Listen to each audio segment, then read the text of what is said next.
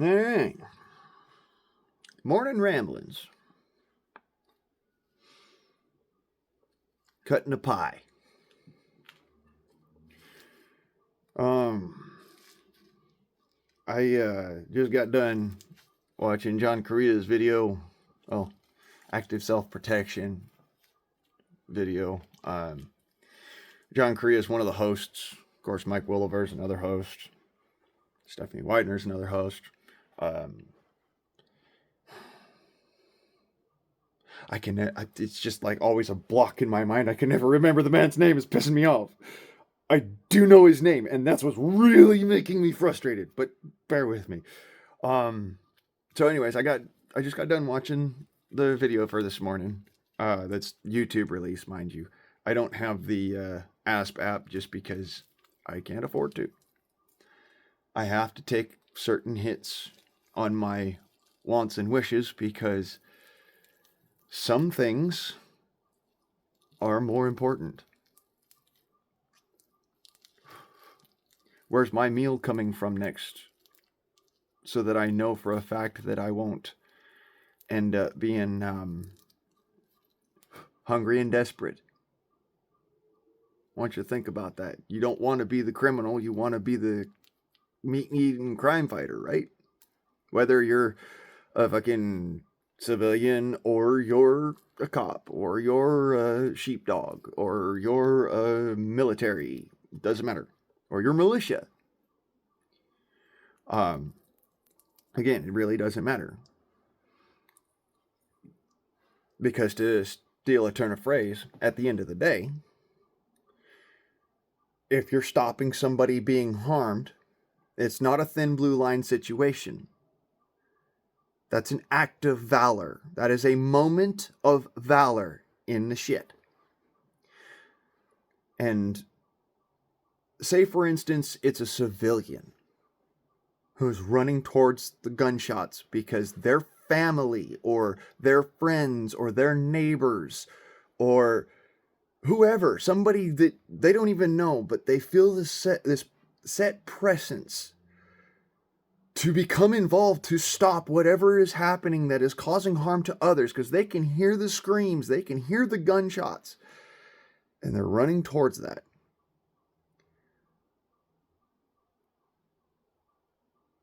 That doesn't have to be a cop. That doesn't have to be a soldier. That doesn't have to be a Minuteman. That can be just, Joe Blow happens to be carrying his pistol that day.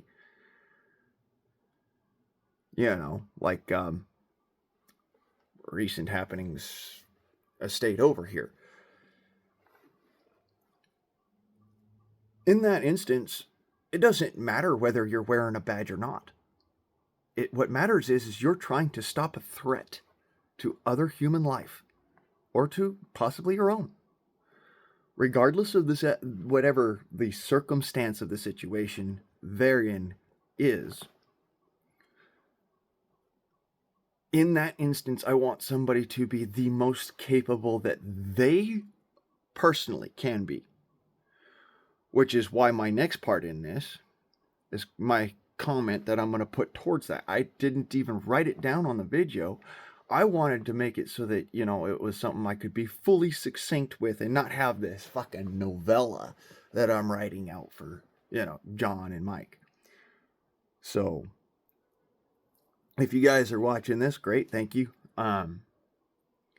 But I just wanted to line up a couple of things that I saw in that particular video that point out the reasons why I train a certain way. Just in this particular prescription, the fact that, and I'll try to remember to link the video in the description of this one, okay? Please remember, my short-term memory is shit. But my long-term memory is pretty fucking good. So I might come back and do it, months from now or years from now, or I might not ever do it. You don't know. I'm going to try to. That's my, okay? But if I don't, it's active self-protections video here today. Today is Tuesday, August 4th. active self-protections video, a use of force by officers in the pursuit of an active shooter. This badge cam video, so it's kind of hard to really tell what's going on. But I want to point out a couple of things, a couple of discrepancies I saw with their specific way that they walked in. Not saying that they did anything bad or evil or wrong, or just, I want to try and give them an edge. So here's what I've got for you. Ambidextrous cutting of the pie. Okay? When you're coming around a corner, and I'm going to use some props here, so YouTube, don't lose your shit. Don't worry, I'm not going to be pulling the trigger on anyone or anything or at all. It's just simply that I'm using what I have to hand. So, first and foremost, something that John said gave me a bit of pause. And so we're clear. I cleared mine so I can actually do this for you. John said, I would rather not see somebody utilizing a pistol, but rather using a rifle in this instance. Here's where I disagree with that.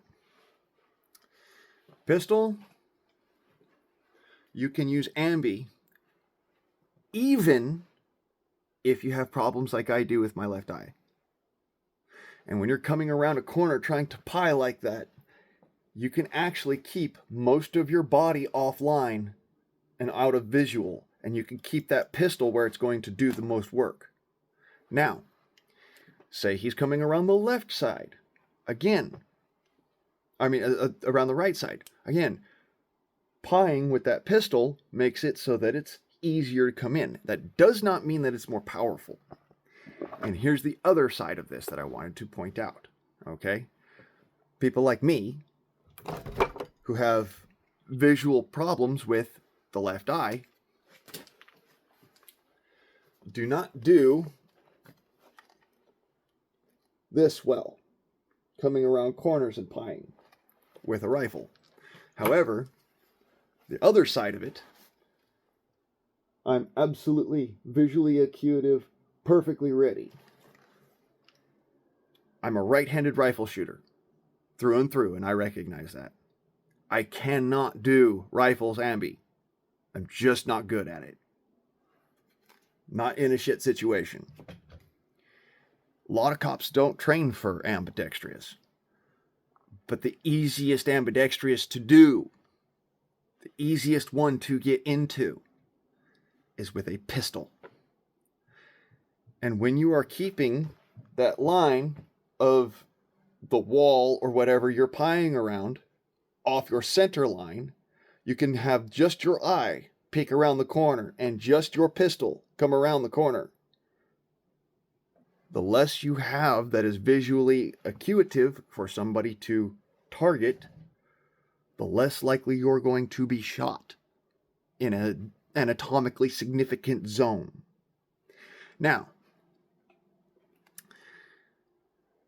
most people, including Mr. Korea, and he's actually said this, do not train to hit that.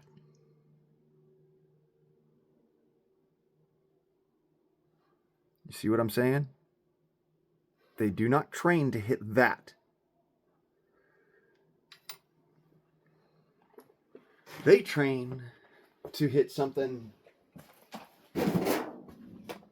about like that,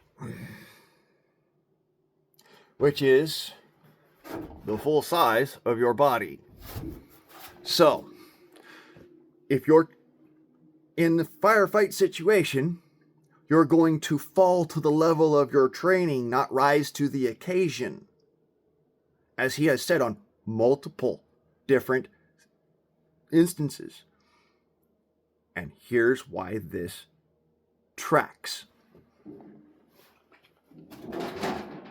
If your level of training is trying to hit a barn door, then you're going to aim for the barn door.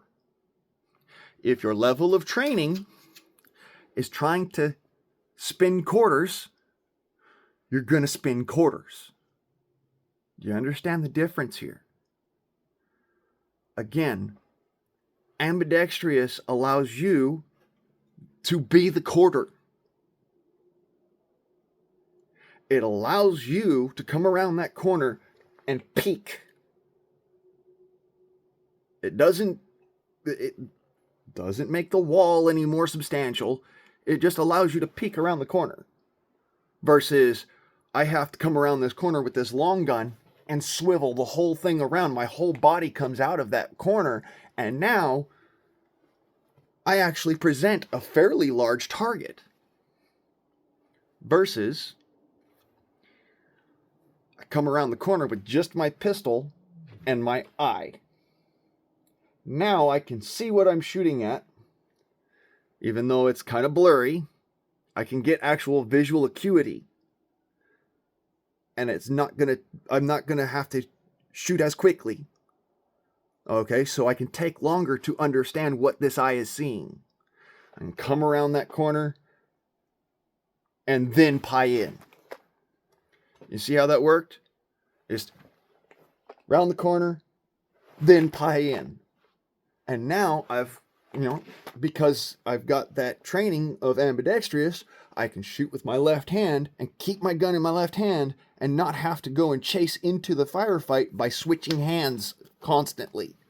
Unless I'm coming around another corner the opposite direction. Believe it or don't, this is something that a few people have actually trained for and made videos about. But very few people pay attention to this tactic. And in this particular instance, it would have been perfect. Yes, the police officers were not injured. They weren't shot at. Okay, fine. Whatever. They weren't causing more of themselves to be at risk because the guy was giving up. But if you'll notice in the first part of the video, he gets shot in his right hand. That's why he gave up. He had no ability to use his finger. He was done. What if the guy hadn't been shot in the right hand? What if that bullet had missed? Because officer's pieing with his right side. Perp is coming around the left side. If it wouldn't have been for the perp not paying attention, he might have not gotten hit. And he still had rounds in his magazine. If you look at the magazine on the ground, he still had rounds in it. Which means that he ended up doing a sympathetic press of that magazine release because he'd gotten shot in the hand. The arm, right about here. And you can see it in the video. There's a mark right about there in his arm, in the meat of his arm. If that hadn't happened, that sympathetic press wouldn't have been the case. And if you watch further into the video, you'll notice him coming over the top, looking down, and then looking at his arm, and then realizing, damn it, I can't shoot. Oh shit, I don't have a magazine. This is after the fact. What happens if he never dropped his magazine, if he'd never gotten hit in the arm, and he's looking over the top there? Now he's got the ambush. It doesn't matter how slow you go. It doesn't matter if you're coming up those stairs, you see that there's an opening and you come around and look up as you come over the... It doesn't matter. He's already got the drop on you. And he's already going to make that shot faster than you can make visual acuity. This is why making that first shot really count, having that ability to pie around corners so that you're not going to get shot at, having that ability to check and go and do that sort of thing. Like say if you're coming around that corner and you're looking up at that cupola, coming up and around slow to be able to do that thing. These are good tactics that nobody practices because it's not Hollywood cool. Instead, These are the kind of tactics that the military uses in order to survive those shit situations.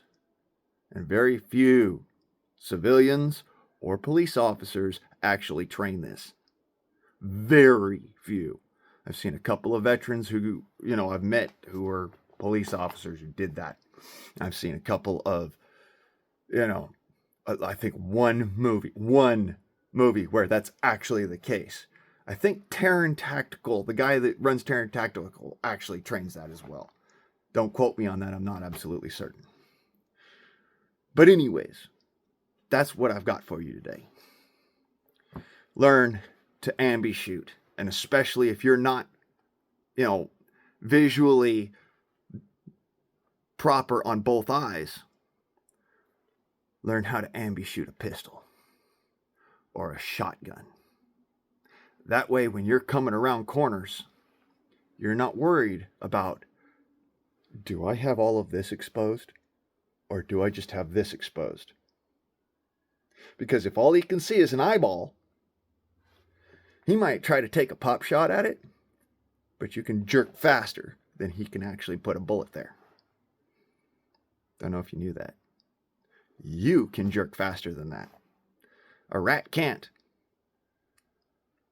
That's why being a pest control makes you really good. So, like I said, anyways, y'all have a good one now. I'm your guardsman, man, motherfuckers. I'm out.